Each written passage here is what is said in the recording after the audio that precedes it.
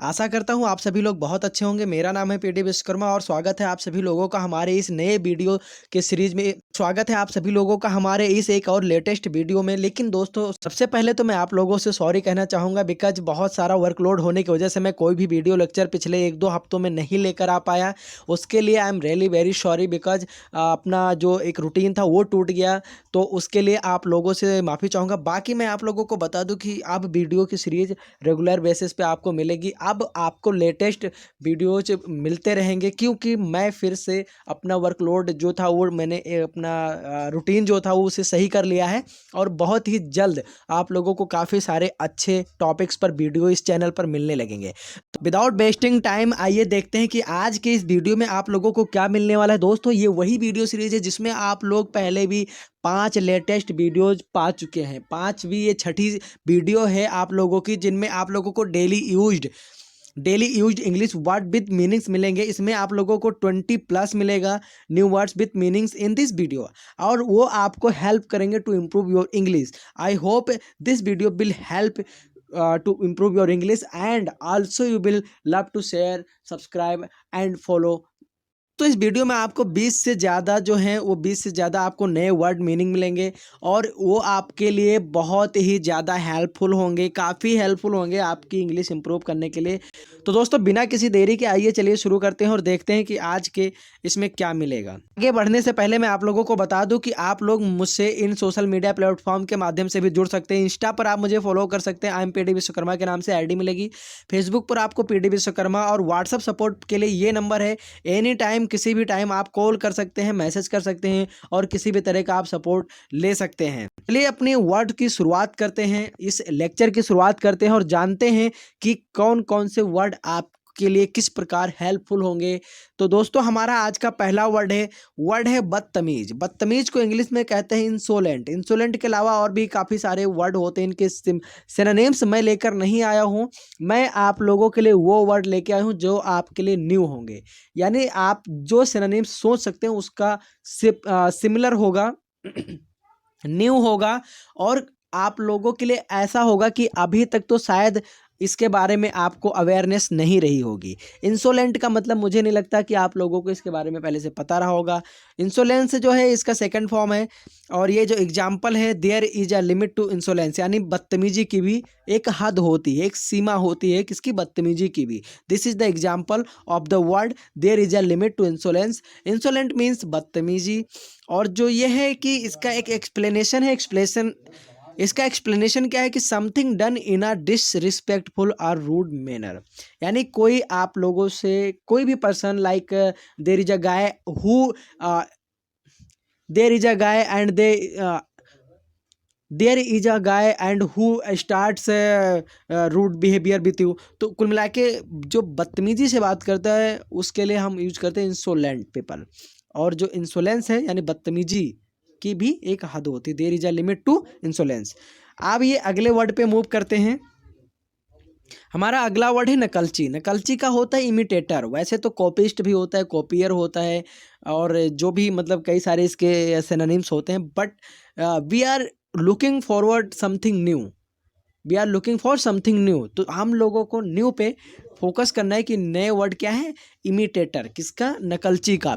Someone who copies the behaviour और actions of another, यानी कोई ऐसा पर्सन जो बिहेवियर को कॉपी करता है या फिर उसके एक्शंस को कॉपी करता है, किसी के भी एक्शंस को, किसी के बिहेवियर को कॉपी करता है, वो क्या कह रहा है, कहलाएगा नकलची कहलाएगा। नकलची means imitator. That person will call नकलची, and also in English imitator. That person will call imitator. The show success has sparked of many imitators. Spark का मतलब होता, तो एग्जाम्पल देख लेते हैं। एग्जाम्पल है द शोज, यानी जो शो है, शो का success has sparked off many imitators. Imitators मतलब नकलची। स्पार्क मतलब होता है उत्साह कर, उत्साहित, ठीक है। तो जो शो की सफलता है उसने कई सारे नकलचियों को उत्साहित किया है। शो की सफलता ने कई सारे नकलचियों को उत्साहित किया है कि वो भी ऐसा करें। तो ये चीज़ आपको समझ में आ गई होगी। आई होप कि आप लोगों को नो आई होप कि आप लोग इसे नोट डाउन भी कर रहे होंगे because these words are very very very important in because these words are very important to learn and improve your existing knowledge. उसके बेसिस पे आप लोगों को इसकी तैयारी करनी है, इसकी प्रिपरेशन करनी है। अगला वर्ड देखते हैं रास्कल, यानी दुष्ट। दुष्ट का इंग्लिश क्या होता है? रास्कल। रास्कल आप लोगों ने हिंदी फिल्मों में डायलॉग सुने ही होंगे और उसी को मैंने यहाँ पर रख दिया है बिकॉज हमने देखा है कि कई बार लोग जानते हुए भी वर्ड को यूज नहीं करते हैं। इन वर्ड को यूज करेंगे आप, तभी आपकी इंग्लिश इंप्रूव होगी।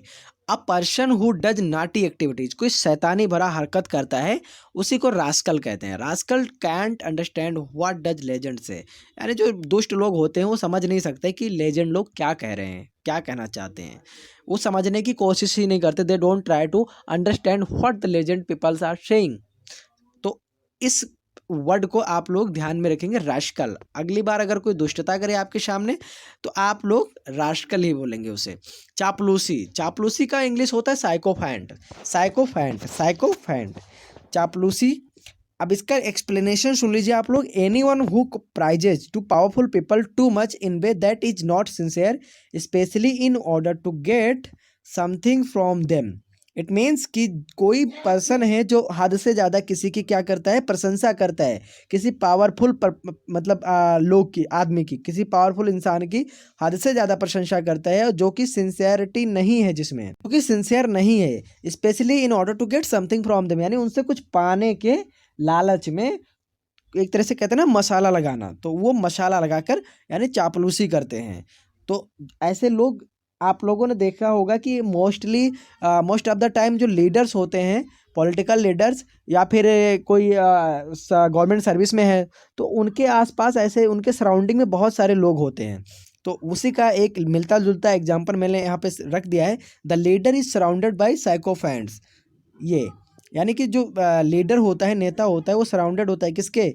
साइकोफैंट्स के, चापलूसों से घिरा होता है। काफ़ी बार आप लोग इस वर्ड से गुजरे होंगे, जो गुलाम शब्द है, इस वर्ड से आप गुजरे होंगे। क्या आपने कभी सोचा है कि इसका इंग्लिश क्या है? इसका इंग्लिश है स्लेव। स्लेवरी, यानी स्लेवरी मतलब दास्ता, गुलामी करना। A person who works without money, कोई बिना पैसों के काम करता है। And without his own permission, खुद की इच्छा के बिना भी करता है। But due to his boss pressure, यानी जो उसका मालिक होता है उसके दबाव में आकर उसे that person will have to work what the boss will say, जो भी मालिक कहेगा उसे करना ही करना पड़ेगा। After all boss will never पे एनी सिंगल रुपीज, तो उसके बदले में उसे 1 रुपया नहीं मिलने वाला है। But he will have to still work. तो ये सारी चीज़ें कैसी किस चीज़ को दर्शाती हैं? गुलामी को दर्शाती हैं कि पैसा भी नहीं मिल रहा है, काम भी करना पड़ रहा है, प्रेशर भी है, छोड़ भी नहीं सकते क्योंकि खरीद लिया है, बॉस ने उसे खरीद लिया है। तो ये सारी चीज़ें क्या होंगी? स्लेव होंगी, यानी गुलाम की इंग्लिश क्या होगी? स्लेव होगी। अब इसका हम आपको एक एग्जांपल देते हैं। Many of our freedom fighters together got freedom from the slavery of the British, यानी अंग्रेजों की गुलामी से हमारे बहुत से स्वतंत्रता सेनानियों ने लड़कर आज़ादी दिलाई थी। अंग्रेजों की गुलामी से हमारे बहुत से स्वतंत्रता सेनानियों ने लड़कर आज़ादी दिलाई थी। तो ये इसका एग्जाम्पल है। एग्जाम्पल इसलिए दे देता हूँ ताकि वर्ड आपको ध्यान में रहे।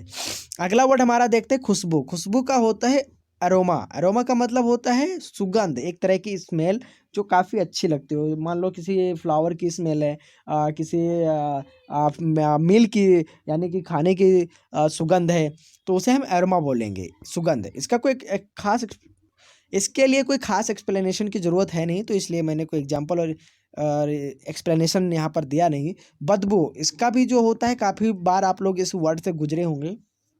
इसका होता है स्टिंग। स्टिंग का मतलब होता है बदबू फैलाना।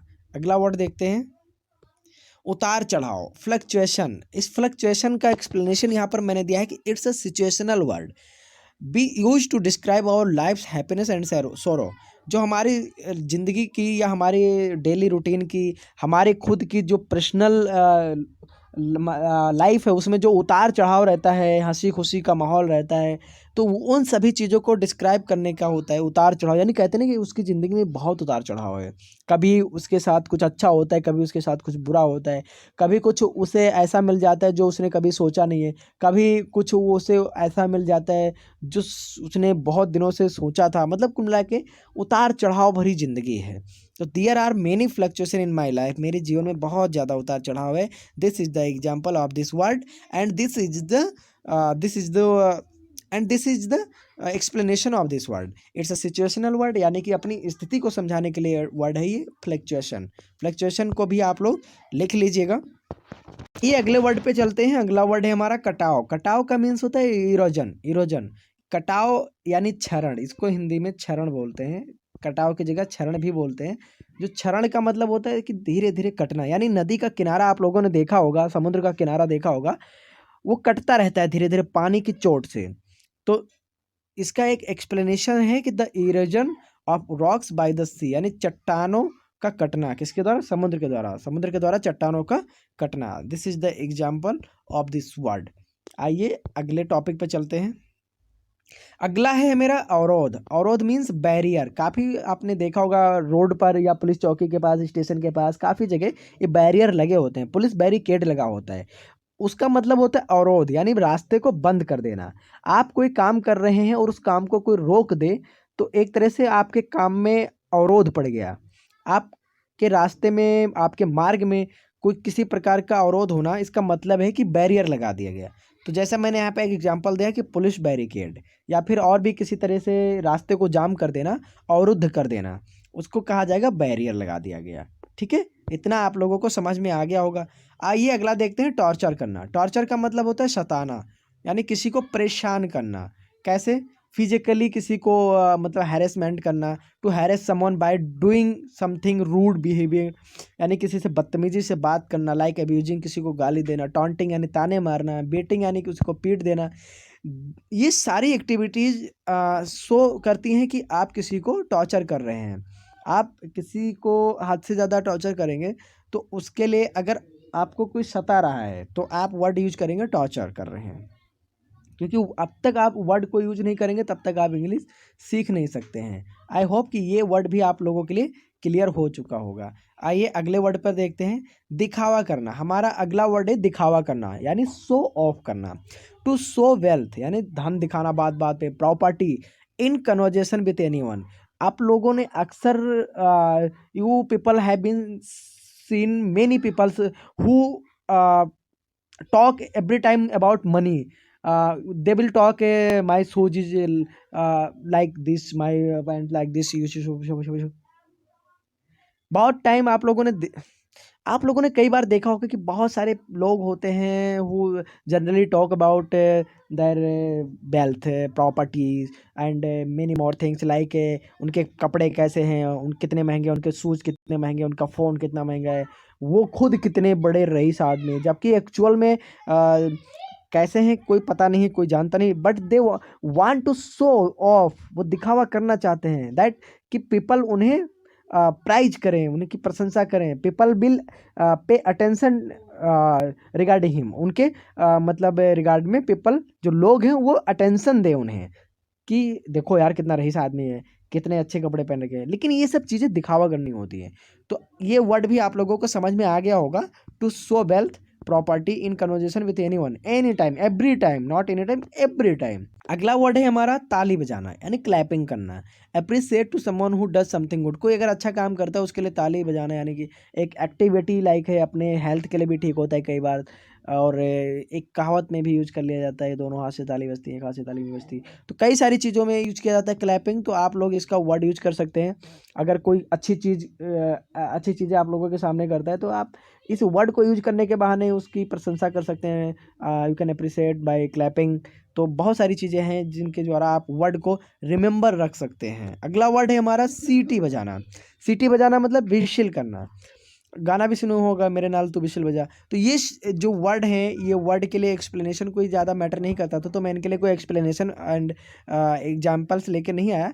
But you have to remember still, इसको बहुत ज़्यादा कुछ करने की ज़रूरत नहीं है। विशिल का तो आप लोगों को वैसे भी नॉर्मल चीज़ें याद हो जाएगा। अगला देखते हैं छींक आना। छींक आने का इंग्लिश होता है स्नीज। अगर कोई छींक रहा है तो उससे वो छींकने जा रहा है, उसी टाइम पर आप बोलते हैं do not sneeze here, over here, do not sneeze over here, तो इसका मतलब यहाँ पर इधर या मेरे ऊपर आसपास मत छींको, उधर जाओ और उधर छींको, go there and sneeze there. तो ये सारी चीज़ें आप लोग याद रख सकते हैं। अगला हमारा वर्ड है माफ़ी मांगना, अपोलोजाइज। अपोलोजाइज का मतलब होता है माफ़ी मांगना। किसी से किसी टाइम माफ़ी मांगने का, आई एम सॉरी कह देना। सॉरी का मतलब दुख प्रकट करना होता है, मैं दुखी हूँ। ये नहीं कहा जा सकता कि मैं इसके लिए माफ़ी मांग रहा हूँ। आई अपोलोजाइज कहोगे तो इसका मतलब मैं माफ़ी मांगता हूँ।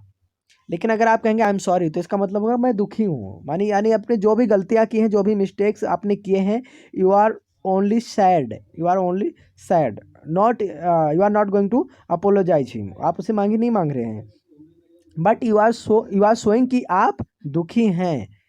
वो भी जो भी mistakes, whatever mistakes you have done, you are really sad for that, तो उसके लिए आप दुखी हैं, but you are not going to apologise. But if you use this word apologise, I am sorry, I apologise for this mistake, मैं इस गलती के लिए माफ़ी मांगता हूँ। समझ में आ गया आप लोगों को? अगले वर्ड पे बढ़ते हैं। अगला वर्ड है हमारा ब्राइबरी, रिश्वत देना। ब्राइबरी यानी ब्राइब, रिश्वत देना। बहुत यूजुअल वर्ड है, बहुत काफ़ी लोगों को फेस करना पड़ता है। तो कहीं भी अगर आपको ऐसी सिचुएशन फेस करनी पड़ सकती है, there you can use of this word. Bribery is in India at a top level, बहुत ज़्यादा ऊंचाई पर है, यानी ब्राइबरी, रिश्वत लेना, यानी एक तरह का भ्रष्टाचार बहुत ही ज़्यादा चल रहा है इंडिया में। तो you can use this word anywhere. अगला है अनजान। अनजान का है इग्नोरेंट। इग्नोरेंट, अनजान, इसका मतलब है कि अगला वर्ड है हमारा अनजान, इग्नोरेंट। इग्नोरेंट का मतलब वो कोई ऐसी चीज़, example of ignorant is a dumb person with no knowledge about anything, यानी किसी को किसी चीज़ के बारे में पता नहीं है। लाइक आप क्या कर रहे हैं, I don't know about anything, मुझे आपके बारे में कुछ नहीं पता है। That means I am ignorant about you, मैं अनजान हूँ आपके बारे में, I don't know anything about you. लेकिन जब आपसे मेरी थोड़ी बहुत कन्वर्जेशन होती है, थोड़ी बहुत बातचीत का आदान प्रदान होता है, देन वी बोथ नो कि हम कैसे हैं, हाउ वी आर। तो ये सारी चीज़ें होती हैं। इग्नोरेंट याद करके रख लीजिए, काफ़ी अच्छा वर्ड है, काफ़ी हेल्प करेगा आप लोगों को। So thank you so much for watching this video till the end guys. This is the end of this video and I hope this video will help you to learn and improve your English. Guys, do not shy to share this video with your friend.